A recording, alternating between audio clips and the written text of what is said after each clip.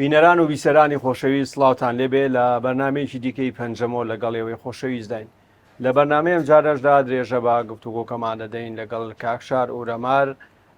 نووسەر و لێکۆڵەر و ڕۆژنامەوان. مژاری ئەم جارەشمان هەر لەسەر کەسایەتی ناوداری کورد سەرکردەی کورد سمکۆی شکاکە. کاکشار بەخێر بێتەوە بۆ بەرنمەکەمان. گەلک سپاس، زۆر مەمنون. لە بەرنامی پێشوودا باسی کۆمەڵێ بابەتی گرنگمان کرد کە پەیوەندیان بە عاشیرەتی شکاکەوە هەبوو، پەیوەندیەکانیان لەگەڵ ینی ڕووسەکان و خەڵکی تر و ئەمانە. باسی ئەوەمان کرد کە لە بواری پەروەردەیە وەکو بنگەی ئاواکردنی ئەگەر بڵێن نەژڵێن ناسیۆنالیزم، بەڵام بنگەی ئاواکردنی ڕۆشنبیری لە ڕۆژهەڵاتی کوردستاندا بەتایبەتی لە بواری پەروەردەیە. ئەو قوتابخانەی کە کرایەوە لە خۆی ئەمە یەکەم بۆچی بە ئەلفەبەی گریکی و بۆچی بە ئەلفەبەی کە مەسەلەن ڕۆژنامەی کوردستانی پێدەرکراوە خەڵک نەیخوێندووە لە کاتێکە خەڵک زۆر ئاشنایەتی بەو ئەلفەبەیە نەبووە لە کوردستانە. ئایا ئەمە ڕووسەکان فەرزیان کردووە بەسەریانە یاخود هۆکاری ئەوە چییە بە بڕایەوە؟ ئەلبەتە من بیر کردە هەڵقەیە بەرێدا بێژمەوە به زمان روسی جی به پیتن کریلی و به زمان کردی و هندک بابجی فارسی هبونش برکو داره به هر حال زمان فارسی جی هبویا اما او مامۆستایان درس پیش غیر پیتن کریلی چتیدن ندزانی زن او قرار بو او خوندوان بشتی 4-5 سالا بچنه سوویت یعنی بچنه مسکو ولاتن کمارن سوویتستانە بەرێ لێ دەرێت خوندنە خۆ بەردەوام بکەن زانێ بەروێ هەندێ و وەکە دنجی مەسەلەن گرنگە ئەم وەیەکێژیش بیر نەکەن کۆ ئەو خوندنگەه و ئەو کۆمەلا گیهاندانی چما لە باژارێ خۆیە جوەرک و باژارێ خۆی ناوێ خۆش خێ دەگرە نێزیکی دەریاچەیە دامەزینەرێن وێ دمبلینە و بەروێ هەندێژی خاستیە ئەو ناسنامەیە دیرۆکیە باژێر جارێکت کە لێ vەگەڕینە کو به گهراندنا دموگرافی تفکجیا کردا آنجی کردین وی داره کو به آذری دا آخون او آوان جبر ترسو اوی زختین سیاست آسیمیلاسیونی هاتیه یعنی زمان وان هاتیه گهراندن حتی نهاجی گله کج خوی بری چند سال دهاتنه مثلا مالا جانگیراهای دری دگوتن امشی کردین اما کردی نتزانی آنجی هنده کسنه کنجه کردید کنه برخو دبیجنه کورسنی اما بزمان آذری داخن اما کردن کنجوان کردینه زانه یعنی اف زخت و زورانه ددن دیار کرن کو بنامالا سمکوی وک سرکشن کردال منطقه د درجاهی دیرو که دا راستی چه ظلم و زوره که مزن هاتنه اجا او دو مؤسسه الوی داری چه بون یک خوندنگه هایی که با آوای مدرن به همو تشتین و همو حتی نخوشخانه یک بو زاروکا لوی داری هبونه دکتر هاتنه هفتانه زاروک معاینه کرنه و ام وی خالجش بیر نکی او پینگاوا کو سمکوی شکاک هل گرته اگر دناوا ایرانیا دا ترکا دا عربا دا دوی سردمه دا بری 111 سالا هر کسکیت که جوان ملتا هل گرته با او پینگاوا یکی ببا یعنی روزه که تجه شاهی دیروکی گرنگ پیروز دیروکا پرورده وی ولاتی دا اما جبر کو مچ استاتو نبویا مچ دولت که سر بخو نبویا او کتێبانی کە لەو قوتابخانەیە ینی خوێندراون ماون ینی نمونەی ئەو کتێبانە ماوە لەجەم ئۆربێلی د ئاکادمیا بڵندا گورجستانێدا لە تفلیسێ دەبێژن ئەو کتاب دوێ موزەیەدا هەنە ئەگەر دەرفەت چێ بوو دەمەکە نێزیک داژبەر کو ئەس بخۆشی سەر پرۆژەیەکی بۆ کتابێکی سەرسمکۆی دەخەبتم کو ساڵا داهاتی بۆ 95 سالیە شەهادەتەوی ئەزێ بەڵاو بکەم ئەزێ بچم گورجستانی و ئەز هیویدارم وان بەڵگا بەدەست پێخم بەڵێ سمکۆ بۆ خۆی لە ڕۆژی کردنەوەکەیە لەوێ بووە بەلێ لەوێ دەرێدا بوو خطاب هەبوو ویژی خطاب هەبوو چێرکۆڤژی خطاب هەبوو و عەبدڕەزاق بەدرخانژی بۆ گۆتارا سمکۆی گەلێکی باڵکشاندیە ئۆدەداویەدا سپاسیەکە تایبەتی لە وەک دەبێژن تزاری ڕوس کریە و نایب کۆنسولۆس نامەیەک لەسەر وێ داخوازە سمکۆی ئامادە کردە هەنارتیە بۆ وەک دەبێژن ئەوێ رووسیە سەرۆکی رووسیە تێزار و تێدا دیار کردە کۆ ڕێبەرێ کوردە سمکۆی شکاک ji بۆ وێ پێنگاوێ کۆ مە هەفکاری کردە سپاسیە تایبەتی لە جەنابێتە دیکە هەڵوێستی ئێرانیەکان تۆ باسی ئەوت کە دەوان پێیان ناخۆشەوە باشە لەو ناوچەیە ئەو جوگرافیایە ئێران هیچ دەسەڵاتێکی سیاسی ئیداری عسکەری نەبووە ینی پێیان ناخۆش نەبووە مەسەلەن لە گەڵک پێ نەخۆش بوو لێژبەرک و منتەقە دەبندە سەڵاتیا داریە سمکۆی شکاکدا بوو یا کوردادا بوو نەدەکارین شتێکی بکەن وەکی دیکە هێزەکە مازنیا وەکە رووسیەژیل پشتاوێ مەسەلێ بوو وێژی نەتکارین بەروێ هەندێژی ئەتراسکردنە حتا مدیرێ پەروەردەیە باژارێ خۆی هاتیەت مەراسمێدا شرکت کردە ئەمە گەڵک بدل نەخۆشی بە ناڕەحەتی و قسەک گوتنەک نەکردە ئەو دوێ ڕۆژێدا خواردن شیرینی میوە میوانên gelek zêde ji mezin û giregirên Kurda, Îraniya, Rûsa, xebatkarên konsolosê li wê derê hemû di bernamê da amade bûne merasimeke pir taybetî bûye ku di wê raporta Çêrkov da îşare pê tê kirin. Başa Simko postî çî bû meselen wekû berpirsî îdarî navçeka bûye, melîk bûye, paşa bûye, serok yanî هینی ئیداریەکەی چی بووە؟ خودی وێ دەمێ یعنی بەریا 1922 و حکوومەت ڕاگەهاند خودی دەسەڵاتەکە هەرێمیە بەرفراوان بوو ژماکۆی هەتا منتەقا مثلەن ئورمیە سالماس باراندۆ هەتا نزیکی مهاباتێ هەموو خەلکێ وەکو چی لەوێ بووە ئێستا مەسەلەن بۆ نمونە لە باشووری کوردستان هەندێکڵێن مەلیک مەحموود یاخود بەرپرسی ئیدارەی ئەو منتیقەی باشووری کوردستان ئەو وەکو چی بووە ئەو وەک ڕێبەرێکی وەک ئێترافەکە ڕسمی ji hêla Rûsa û Kurda ve pê hatibû kirin belê yanî ew sinûr li hemberî Rûsa ew ê diparastin ew ne li hemberî biwire Osmaniya ew ê diparastin li hemberî Îraniya jî ku xwedî desalateke zêde nebûn li menteqê duwarê leşkerî û siyasî da Simko bû rêberek merce bû herçî şikayetê xelkê hebûn herçî pirsgirêkê xelkê hebûn duwarê siyasî îdarî da merceeyekê Simko bû Simkoy mesele çareser dikirin rêberekê herêmî bû û pişra jî bû serokê hikûmetê هیچ عشیرەتێک یاخود بڵێن لە ناوچەکەیە بە تایبەتی کورد هەبووە کە ڕاستە و خۆدژایەتی دەسەڵاتی سمکۆ بکە؟ نه هیچ عشیرەتێکی دژایەتیەوەی نەکردە عەکسی وێ متحدên wî derece yek عشیرەتە هەرکی بوونە هەتا پشتی تێکچۆنێ و شەهادەتە وی jî mezinên binamala Hacı Ağa Reşîdxanê Herkî ew binamal careket rakirine mesela taharxankirine mezinê عشیرەتە عەڤدۆیی û îmkanat jê raçêkirine ji ber ku piştî têkçûna desalata û şehîdbûna wî Simkoy 1 santimetr ax jî nebû mal jî nebû hemû talan kirin Umerxan çi Umerxan çî Umerxan piştî ew jî ji ew kardarî ne عشیرەتێکە ew jî şikakin ew jî serdemekê Mitehedê Simkoy bû dê azadkirina bajarê Urmiyê da rolê Umerxan hebû lê pişra mixabin dema ku Simko rastî şikestê tê diçe Tirkiye û jûra diçe başûrê Kurdistanê Umerxan dibe hevkarê derece yekiyê Reza Pehlewî û piştra heta mirinê jî kurê wê di serdema Komarê da jî aynen ew rol lîst û heta mir û çû jî wefadar û mutiekî sîstema desthilatdar bû eger Umerxan bi Simko ra yanî mitehedekî samîmî û rast bûye belkî şoreşa Simkoyê wisa rehet rastî şikestê nedihat di nakokiyên di navbera eşîreta da rolê Umerxan rolekî gelek negatif çiye boçî yanî yani ئەوە چی بووە کە ئێرانیەکان یاویانە بە عومەرخان و بەڵام سمکۆ نەیاوەتێ بۆچی سمکۆ ڕێبەرێکی نەتەوەیە لەسەر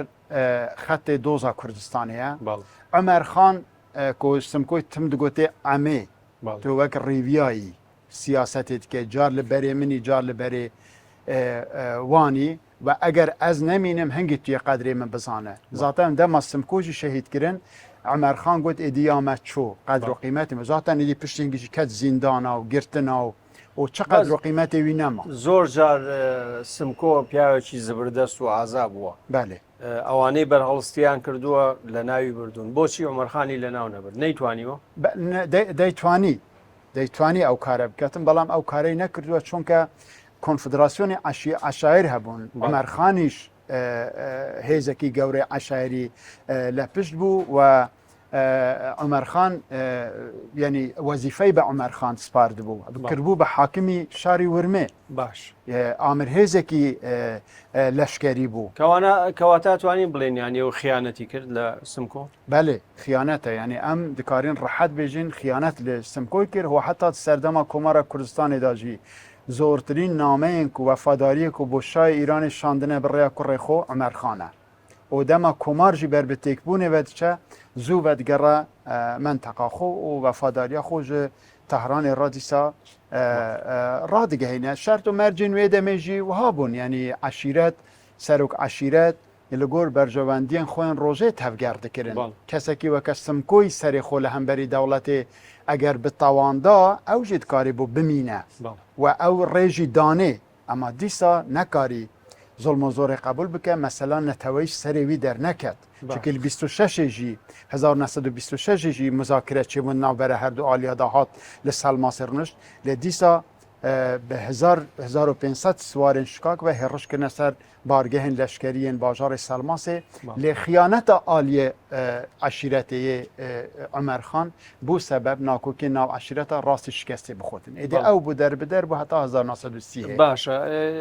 سمکۆی شکاک لە جەنگی جیهانی یەکەمدا دەوری چی بووە بۆ تایبەتی باسی ئەواکرێ کە سەرکردەیەکی کەمێک ناجێگیر بووە دەمێک لەگەڵ تورکەکانە دەمێک لەگەڵ ڕۆسەکانە هەوڵی داوە لەگەڵ ئینگلیزە ئەم بەراوبەری زۆر کردووە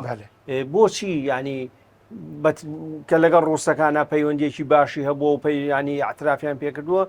بۆ هەر لەگەڵەوانە بەردەوام نەبوو ژبەر و ڕوس بەردەوام نەبوون ڕوسا سیاسەتە خۆ گوهۆڕان بەپێی ئەو ئستاتۆیەک و ئەنگلیسا لە تەهرانێ چێکرد بە ئانینا سەرکارێ ڕزا پاڵانی یانجە ڕزا پەهلەوی و وەزیرە شەڕ بوو ئینانکردنە جیە ئەحمەد شای قاجار سمکۆ استراتیژیاوە دیار بوو کو چییە سەرخۆبوونا کوردستانê ئەمما جارنا تاکتیک jî kirine weke partiyên me yên îro siyaset wihaye dîplomatkarî ew ensanekî dîplomatkar bûye zana bûye agadarî rewşê bûye hêz û zilhêzên menteqê çi xwedî çi qudret bûne çi hêz bûne çi dikin çi nakin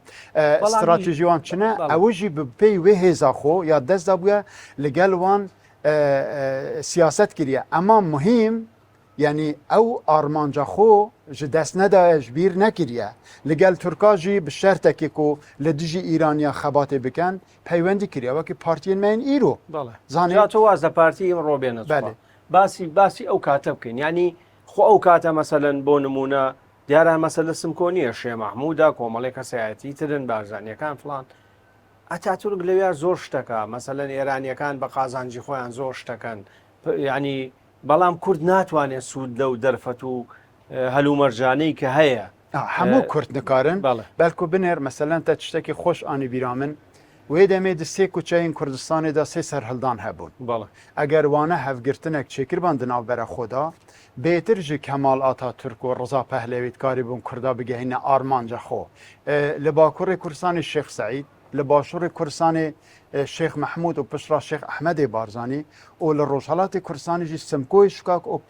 hemdem li ger Simkoyê Şikak jî qedemxêr li menteqa Loristanê li menteqa Îlamê û Kirmaşanê eger wane hevgirtinek di navbera xwe da çêkiribana ez bi te re me rast dibêje peywendiyên Simkoy li gor wê rewşê wê demê wan hêzên ku li menteqê hebûn xwedî bandor bûn li ser meselen diyarkirina xetta snûr ku hêşta bi aşkerayî diyar nebibû rolê hêza Kurd bi serkêşiya Simkoy hebû hemû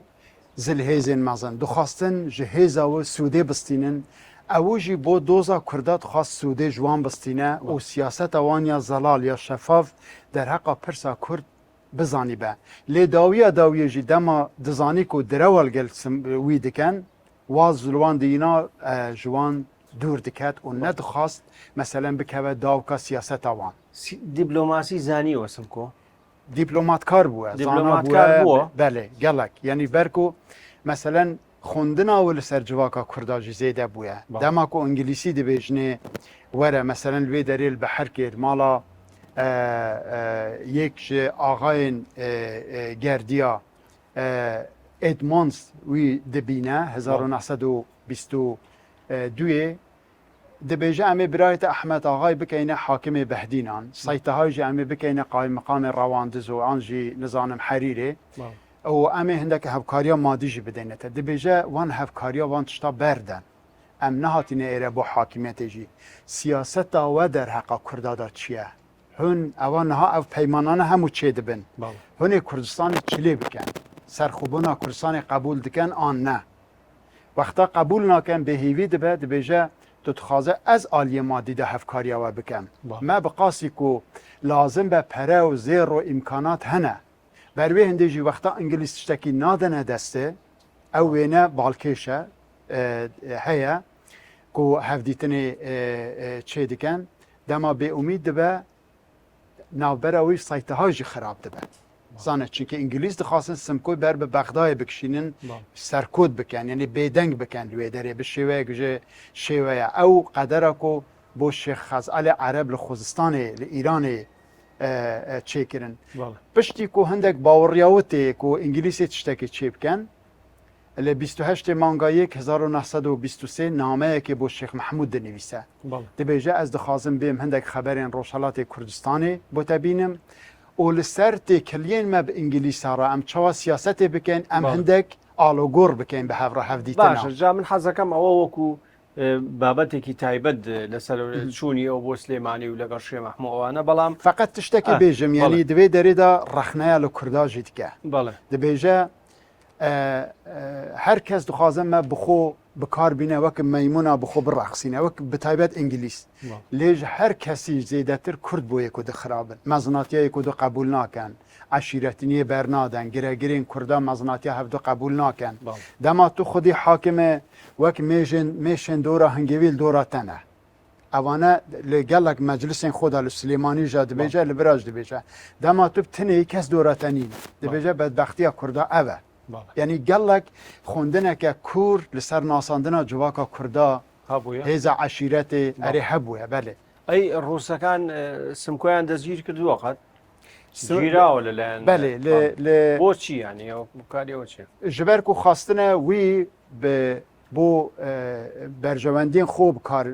بینن وی دمه دما پیمان ساکس پیکو سیویرو لوزانه 1915 حتی 16 گرتنه برنه تفلیسه پش را دما دیتنه کو دنبونا ویدا غیابتا ویدا لمنطقه روس و قاجاری لحفظ کن لدجیوان سمکو جارکتی آزاد کرنه هاتیه و لگلیه قطوری لمنطقه سلماس و خویه بویا حاکم و دما او هاتیه همو سیاست عثمانیه و قاجاریه براف کرنه لهولی را کنه هم وک حاکمه که هرمی هم جی دما روس هفکاریا ود کن او جی هفکاریا روس هات کەواتە کە ئەیهێننەوە وەکو حاکم بڵێن دەسەڵاتدارێک ئەیهێننەوە بله چونکی دخلا آویدا نبون آویدا زانن کو چندی شپرزنه و روس عثمانی و قاجاریت کارن چوال دوژی روسا بن یەکی لەو شتانەی تر ینی لە ساڵی 20 کە دەست جارێکی تر دەزەکاتەوە بە شۆڕش و ینی خولیای دەوڵەتی کوردی و ئەماناکەوێتەوە سەری مەسلەی دەرکردنی ڕۆژنامەی ڕۆژی کورد روزنامه کرد ڕۆژنامەی کورد بله باشە بەڵام جاری لە هەندێک شوێنە ئاڵێن ناوی ڕۆژی کورد و شەوی عەجەم و نازانم ئەمانە هەیە شتی وایە یا کێ پرۆپاگەندا ناکاگەروانیە هەر بژی ئەو گەڵە گرنگە بنێر ژمارە یەکی یا لۆگۆیا ڕۆژنامە کورد دەستی مەدایە زانە دوێ دەرێدا دیار ڕۆژنامەی کووردە بله ناوێ کوردە نە ڕۆژی کورد نینە نه ڕۆژە یعنی ئەو ناوێ ڕۆژنامێ کوردە تنێ کوردە ئەو ئیدعاین کو دەبێژن مەسەلەن ڕۆژی کورد و شەوی عەجەم ji bingehê da diroye temamê arşîvên Îranê min têk dan me peyda nekir eger tiştekî wiha hebûye îro ku nakokî di navbera Kurd û Azeriya da li menteqa ku du netewetê dane hebûye ew ê weke kirasê Hezretê Osman li dijî Kurda bi kar anîban esen îmkaniye ji marayekê li heştê meha 6922 derketiye navê wê Kurd e ji mara duyê hefteyek çünkü hefte namebû ji mara sê pişra yanî di 23 manga hevda derketiye û naveroka wê da diyarek û ka çi dibêjin çi nabêjin eslen û ebeden yanî simko kesek nebûye wexta bi Azeriya ra di têkiliyê de bi Farisa ra di têkiliyê de bi Asûrî Suryanî Ermenî wek dibêjin Yehudiya ra di menteqekê da têkilî da têkiliyên wan hebûne hatin û çûna wan hebûye çawa dikare navê rojnamê dane rojî Kurd û şewê Ecem ewa Mihemed Temedun xwediyê çapxaneya Temedun ku pişra navê bû çapxane Geyret gotiye ema mamosta Hêminê Mukriyanî di pêşgotineke xwe li ser Simkoyê da baş behsa wan tiştan dike û rad dike vê meselê bo min gotinên mamosta Hêmin wek ayetên ilahî duristtirin wek lêkolîn wanekî wek insanekî mezin ne êkî weke şovînîstekî weke Mihemed Temedun an jî Ehmed Kesrewî ku li hêlekê dibêje Simko mesela Ehmed Kesrewî binêre du rûyatiyê Simko rêgir û xaretger e pişra dibêje Simko di serê Simkoyê da Kurdistana istiqlal û serxwebûna Kurdistana mezin hebû kesek serxwebûna Kurdistana mezin hebû çawa dikare bibe rêgir ewane hevdû nagirin ne aliyê saykolojî ne dîrokî ne civakî ne ئەوان هیچ بەڵگەیەک پیشان نایەن تەنها وەکو تۆڵەی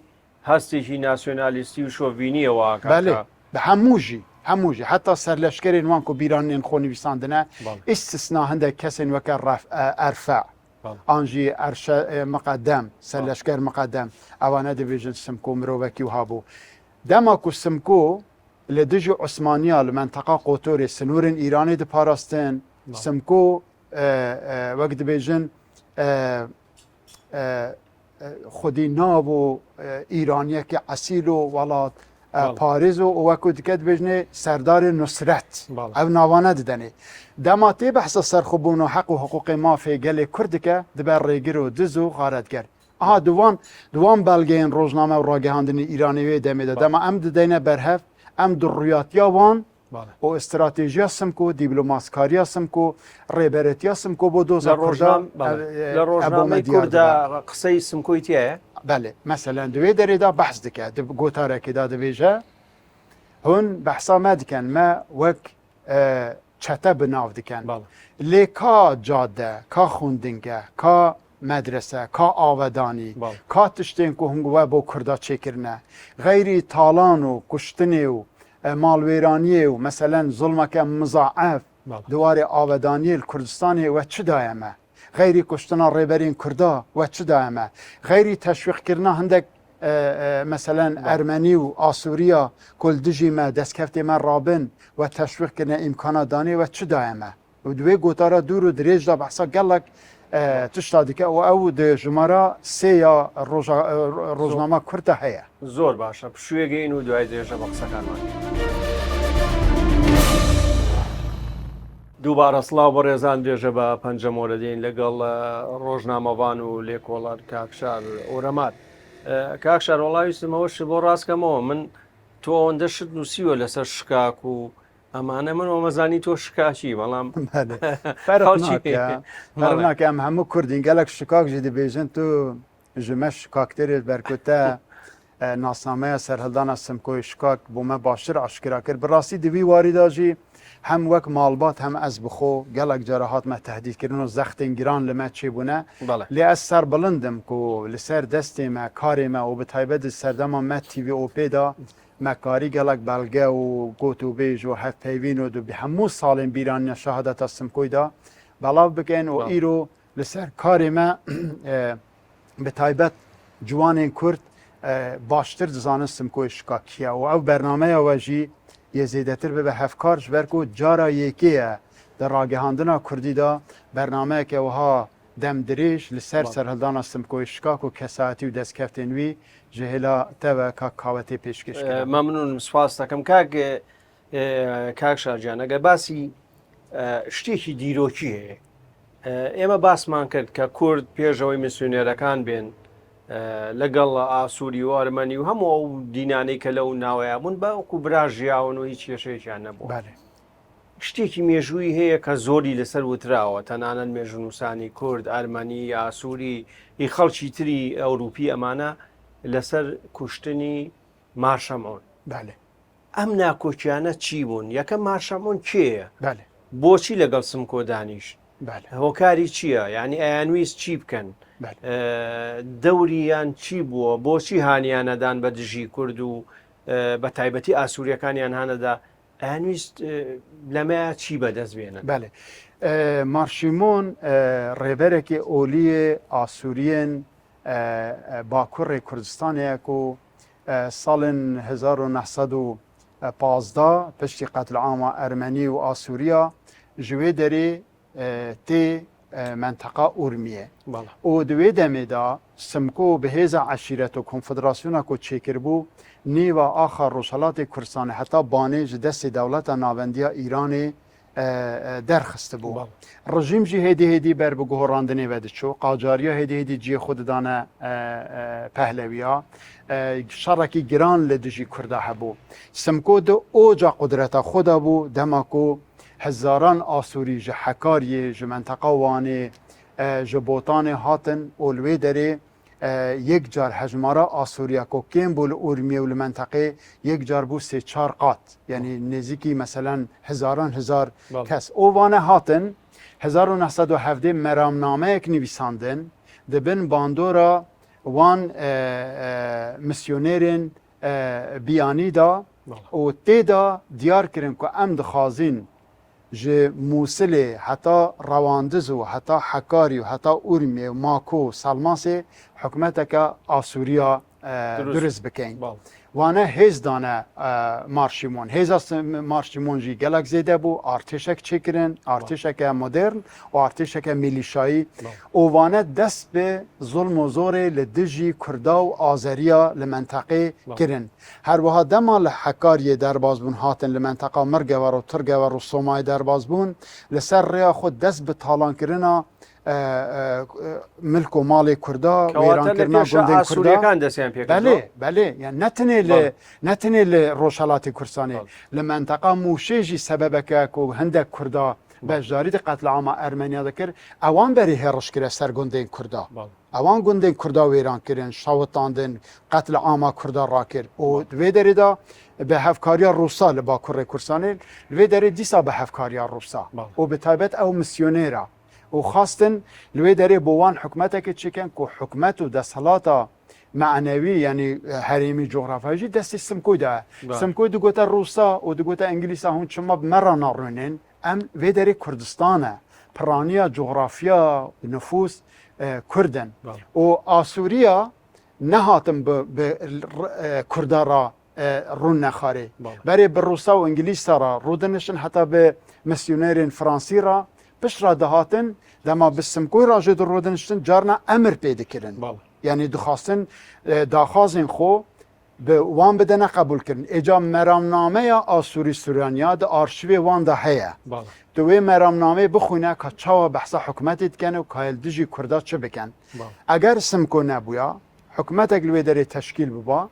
îro ew rewşa ku Kurd tê dane ew rewş nebû. Yani Simko Kurd ji xeter û tehlûkeyeke gelek mezin û dîrokî xilas kirin. û dema ku Marşîmon tê li 1918 bi Simko ra rûdine li Koneşarê nelke laçariye û nel mala wekû dibêjin mala xwe ew kuştiye. Diyar di navbera wan de di wan hevdîtina da li gor hindek belgeya ku niha demeke kitabeke Almanî jî ser derketiye nakokî çêbûne. Hindek dibêjin berê Marşîmon destdirêjî kiriye ku Kurda bikuje ya swarên Kurd û Simkoy. Yani danûstanekî tund bû li beynî Simko tund bûye û bi torebûn bi torebûn çêne. Ew îddiayê ku dibêjin mesela Simkoy gotiye ez min du xeletî kirine ku min Marşîmon kuştiye û min Riza Pehlevî nekuştiye ya Riza Pehlevî durist e. Bes ya meselen Marşîmon dibêje Mamosta Resul Hewar dibêje min kiça wî safiye dît. دما صافیه دیت لوی درج نوا بنامالا گیلانیا دا بو سایته های دا بو سمکوی که چخو ندیتیه بچوک بو سانه یعنی او جراستیه تا حدك دورن صافيش كي بهستيا انغوتيا نغوتيا امويجي نزانين اما دوي دريد وي دمدا ركبري يعني عندك هفسنگين هيزا تيك تشون آليه كي هيزا اسوريا د باراس سمكوي قبول نتكر حاكم منطقه سمكو بو اگر سمكوي مارشمون نكشتا مارشمون سمكو بكشتا وسا ایجاب دکر سانه ڕووسەکان دەوریان چییە ئەڵێن هانی سمکۆیان داوە لە ژێرەوە کە مارشەمۆنیش کوژێت هەندێک بەڵگە دەبێژن دەستی ڕووسا هەبووە دوێ ڕوونشتنێدا د ترۆرە دیەکە تەقاندنا یەکەم گولەدا کوشتنا مارشیمۆندا یعنی ڕۆڵێوان ئەو بکو دخواستن ئاسووریا ژێ ئاسووریا بکەنە خودی دەسەڵات حال بکە ئەو ئاسووریên ku ji Bakurê Kurdistanê hatibûn muhacir bûn ne milletê xocî bûn milletê xociyê piranî Kurd bûn û ji 1500 malên Kurda yên Kurda û Azeriya û Farisa û Asûriya li Urmiyê 500 mal Kurd bûn ev 500 malane hemû hatine qetil am kirin û piştî kuştina marşîmon beriya wê jî bi heft roja Petros axa wek serleşkerekî هێزا ئاسووریا لە ئورمی قەتل ئاما ئازاری و کوردە ڕاکردە هەفت ڕۆژ بەری وێ سەبەبێکی کوشتنا مارشمۆژی دکارە ئەو ببە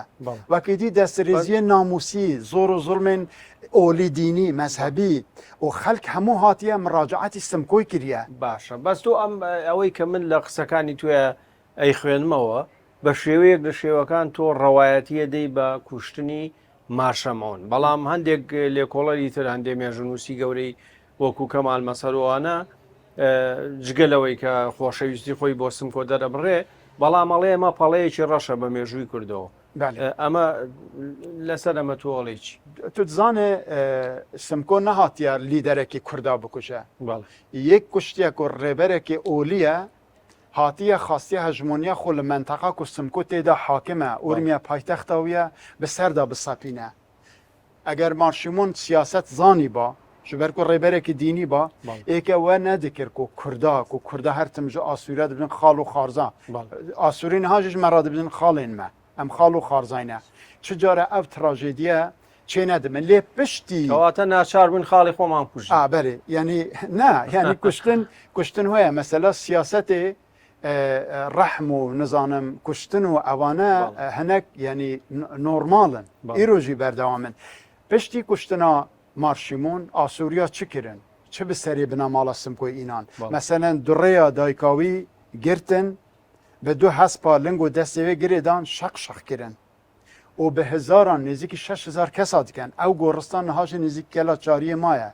li Urmiyê qetil amek di navbera Kurda û Azeriya da çêkirin hezaran hezar kes kuştin demografiya bajir guhorandin ew 500 malê Kurda ku rex yani 1500 mala 500 mal Kurd bûn hemû tert û fena bûn li menteqê derketin em Kurd xweşbawirin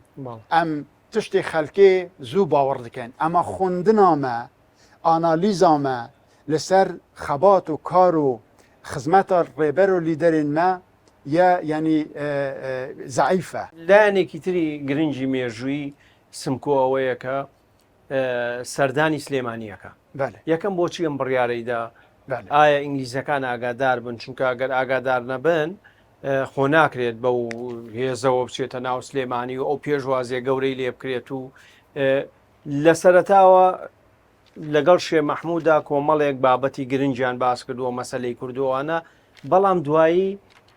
ئەڵێن سمکۆ بە دڵشکاوی لە سلێمانی چۆتە دەرەوە ئەمە ڕاستە نەها بینە سەر پەیوەندیên سمکۆ لەگەڵ ڕێبەرین کورداک و یەک جوانجی نەمر شێخ مححمودێ بەرزەنجیە ئەو نامەیە و شێخ مححمود بۆ لە گوندێ بێتواتە منتەقا خۆشناوە هەنارتیە بۆ شێخ مححمود 28 مهای 1923 دا نامەی بۆ چێ ناردووە سمکۆی بۆ شێخ مححمود شاندیە گوتیە ئەس لە ڕۆژهەڵاتی کوردستانê hatime li vir im li gundê bêtwatan menteqa xweşnawa me dixwazim bêm seredana te bikim li ser du mijara yek em çawa bi hevra karekî bikin bo mesela doza Kurd û em çawa تاوی انگلیسا و دنیا دستوان دایه پیمان و پروتکل سرمگیری دادن ام چاوا سیاستی بکن سمکو 40 روزا سلیمانی بویه او پیشوازی کل سمکوی هاتیه کرن د دریجاهی تاریخ سلیمانی دا گلکی که میناک بویه وک ریبر و پاشا آنجی سر و کمار دولت که سربخوی بشه که کردستان پیشوازی سمکوی هاتیه کرن شاهد هنه که سروی گلک نویساندنه 40 روزا به هفرا دانستاندنی دیکن لیمه خوابن نکاره شیخ محمود رازی بکه که به انگلیس را دانستاندنی بکه زیده تر به سرلشکره که ترکای بناب ازدمیر لرواند زیبویه دیکلین شیخ محمود هبونه اگر تو آلا سردمه ها 10 سالات شیخ محمود جی ببینه تقلیده که جو آلا ترکا زانه بروی هنده جی مخابن و دمه انگلیس به طیاره بلاوکا بلاوی ناوا باجر دیکن ده بیجه سمکوی هیزا خوش به داره درخینه چونکه گلک هیجی بخورا بریه اگر هنگی هفگرتنک چه ببا سمکو هنگی سوز دا بو انگلیس آجی گوته با اگر ام هفگرتنی چکن از دکارم هیزا ترکا جه باکر کرسانی هیچ دیار بکری ملتی جه انقره جی درخینم اما مخابن لهف ناکن کواته او بدلشکاوی روی بدلشکاوی چویا و گلک رخنه لسیاست شیخ محمود هبونه لهمبری او انگلیسا و مخابن هفدو نگرد بش را سایته ها جی که انگلیسا او گفتو او پیمان او داخواست یعنی دابونوی او جنای نجی او جی کینا داد شه خود تسلیم ایرانت که او زندان قصری تهران دا تی مسموم کردن و دمره داخو قدری سرکردکانی کرد هموی کشتن بله او زاوای سمکو یعنی زاوای جوهر آقای بوده میره گلیزار خانم بوده که گلیزار خانم جی خانمه که گلک هیجا بوده ده سرکشی عشیرت الوی داره اول منطقه مرگوه رو اول میده اما که گلیزار خان چوه مثلا والی اورمیه دیتیه سواری حسپا چوه و والی حتی دروازه بازارباش حتیه پیشوازی هوی آنجی لیره لمنطقه برا دوستا لگون دیوان دما ملک فیصل دچه دیتناوی و او پیشوازی و او خارنی که بود چید که دما دبیجه کرم که ملک خارنی دی خارنی و او شوه پیشوازی دبینه دبیجه از ملک نینم ملک توی گلیزار خانم سانه اوانه ده تاریخ اوان دا جی کرنه و اوینه جی لجمن هیا اجا اگر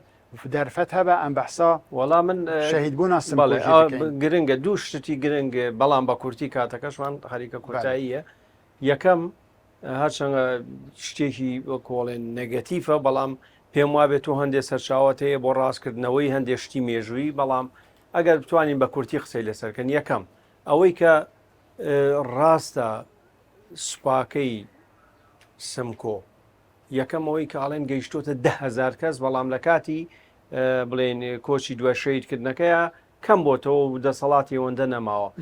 ئەوەی لە مەهابات کراوەی کە پێڵێن تاڵانکردنی مەهابات و کوشتنی خەڵق و فڵان و ئەمانە کە بەسەر عشیرەتی شکاک و بە تایبەتی سمکۆیان هێنن بە کورتی پێمان بڵێ چۆن بووە ڕاستیەکەی چییە؟ دیارە دووارێ هەژمارە لەشکرەدا هەندێک ژێدەر هەنێک و بەسی 20,000 کەسا دیکەن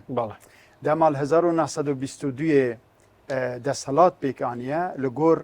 د نیویۆرک تایمز هجمار کردین دورا سمکوی 85,000 کس بونه حکومت وقتا پیکانیه لأورمیه و دما شر داویه یعنی شر کلا چاریه دا هیزاوه حتی بخنجر آجی لدجی سرلشکرین ایرانی یعنی دجی ارتشا ایرانی شردکن لسببا تک چوناوه او بکو جسوئید سرلشکرین شارزاد کار شردا هاتن هفکاریا ارتشا ایرانی کرنه و ایران هیزک گلک مزنتر جه هیزا کردا آنینه هیزک مدرن و او بمبه و او چکین که دست سوار و سرلشکرین سمکو اشکاک دا بونه خلاص بونه کم بونه و گلک جوانجی کار نکرنه بروی هنده راست شکست هاتنه و دما تین کلا چاریه دیگرن دبیجن دوی بیابانه دا او کلا هنده آودان و تیده حتی پیانوی که جی پیداد کن دبیجن دجیه که وها پاجدمای دا پیانو چه دکه کتاب چه دکن وانه همو اشاره پیکنه یانجی دیوانخانه یا قالیچه انتدا فرش انتدا و او آودانی و باخچه این کل دورا آنجی فرگون آنجی ماڵی سمکۆیەوە بله مالا سمکو کلا چاجی کو کلا که چند هزار سالیه باش جمع یا مال باتوانه عجیب گرتی دمینن اما یک او دچنه دی الباکی لوی دریه کو ترکیه رشی سر خیوتا ودی کنو خانماوی دکوژن لسر گرتنا محاباتیان آزاد کردنا محاباتیان جی شر آزاد کردنا محاباتی دا سمکو بریوی ل محمود کان سکینیه هزین خو آماده کردنا گوتی ام ده هرشی سر محاباتی بکن 600 جاندارم به سرکشی ملکزاده د باجار ده بونه د مالین گرگرین کرده ده خو حشار دانه سمکو یک بیک نونرین خودشینه جمان سایته های دشینه مالا نمر قاضی علی باب پیشوا قاضی محمد و گرگرین دنین کرده لی قبول نکن دو عشیرت آلی گیری سمکو کنه یک مامش یک جی منگور و د بری دا جی گلک جارا ناو بروان و سابلاغیا که دی گوتنی سابلاغ و دمی محاباتی ناکوکی هبونه وکی دنجی وقتا قبول نکرنه سمکوی گوتیه